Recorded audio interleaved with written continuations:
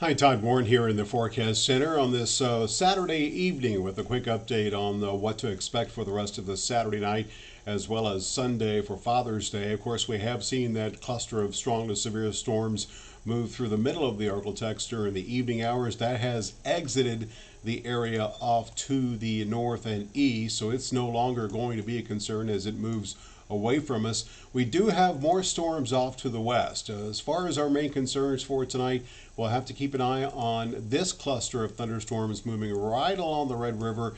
It does appear as if this could skirt across the northern sections of the Arctic during the night tonight. And then we have cluster number 2 back over northwest Oklahoma that will be coming in right on its heels and move across the northeast half of the area during the late night hours tonight as well as tomorrow morning. So let's show you how this could play out. First of all, as far as the risk that we're looking at here with Pinpoint with the Storm Prediction Center, you can see they are indicating that enhanced risk for the nighttime hours tonight. But as I mentioned, during the night tonight, it does appear as if, especially north of the Arkansas-Louisiana line, is where that risk might be highest. And then tomorrow, that risk will be highest over the northeast half of the area. Of course, enhanced means we could see numerous reports of severe weather and damaging winds is going to be the biggest concern here during the night tonight once again. So let's take a look at the HRRR model. Again, this model has done fairly well here during the past several days, kind of giving us an indication on how strong these storms will be and where they will go. So here we go as we go through the rest of the evening hours. You can see by about 10, 11 o'clock, we'll see that first cluster begin to approach the northwestern edge of the area. It quickly moves across the region. By 2 a.m., we could have some more storms moving along Interstate 30. That activity will slide its way towards the east. And then there comes the last wave, or at least the next wave of thunderstorms, which could pose a risk for some damaging winds. And you can see the final wave, and if the HRRR is correct, this is the wave that could bring the strongest wind to Shreveport as it pushes through during the middle part of the morning. And then it looks like we should quiet down some as we go through the rest of the day. The Futurecast as well as the longer range version of the HRRR have been indicating a possibility for some more storms late tomorrow evening, afternoon, and evening over the southern sections of the Arctic, basically south of Shreveport and south of Interstate 20. Again, the main concern is going to be damaging wind. Here's a look. This is a loop of the potential gusts that we could see. Now, what you need to look for in this loop is the browns. Basically, I've taken out all the winds that are below 30 miles per hour. So if there's a color on this map, it's above 30 miles per hour. The reds are 35 to 50. All right, browns are the strongest winds. Those are winds that are browns and beiges. Those are winds that are anywhere from 50 to 70 miles per hour and even above. And you can see those browns are most numerous across the northern sections of the area. So I'll talk you through this loop. Here comes the first wave moving through the nighttime hours tonight, moving across the northern sections of the area by midnight. Wave number 2 moving through Texarkana at sunrise, as well as the northeastern sections of the area.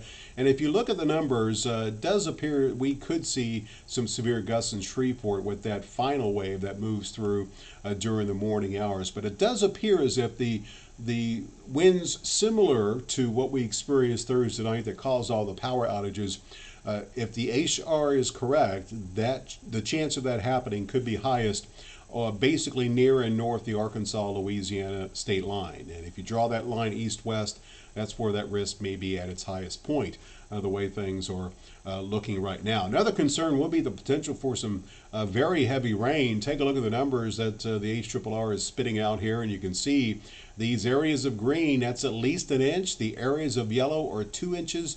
The areas of orange are 3 to 4 inches. So again, it's possible we could see those rainfall totals approach 4 inches in a few spots, with again the northern half of the area standing a good chance of getting at least an inch of rain. Notice down south, Center, Mansfield, Natchitoches, Manning, not a whole lot as far as rain through the morning. That will likely change, however, as I mentioned, going through tomorrow evening. And then we should see quieter weather the way it looks right now going through next week, as temperatures will likely stay in the low to middle 90s for highs, and lows will mainly be in the low to middle 70s. So here are the details on that forecast for tonight. Again, thunderstorms looking likely, severe weather looking quite promising, especially over the northern half of the area. The part of the region that didn't get a whole lot of severe weather Thursday night, looks like it's your turn tonight. We'll see lows there in the mid to upper 60s. Further to the south in the very humid air, lows will mainly be in the middle 70s, including 75 in Shreveport. Tomorrow we are going to be looking at, again, thunderstorms, most numerous in the morning. Another round of thunderstorms possible in the evening over the south, as we'll see highs, upper 80s, low 90s across the north, and then mid to upper 90s once again over the southern sections of the area. Heat index values, we approached 120 today in Shreveport for that heat index. Likely will be at or close to 105 for tomorrow. As of right now, we do not have any heat advisories that are in place for our area. 10-day forecast shows can't totally take out the chance of rain given this pattern, but it does look quite a bit lower. You can see the risk basically 10-20%. We'll see daytime highs in the low to middle 90s. A little bit of a warm up late in the 10-day period.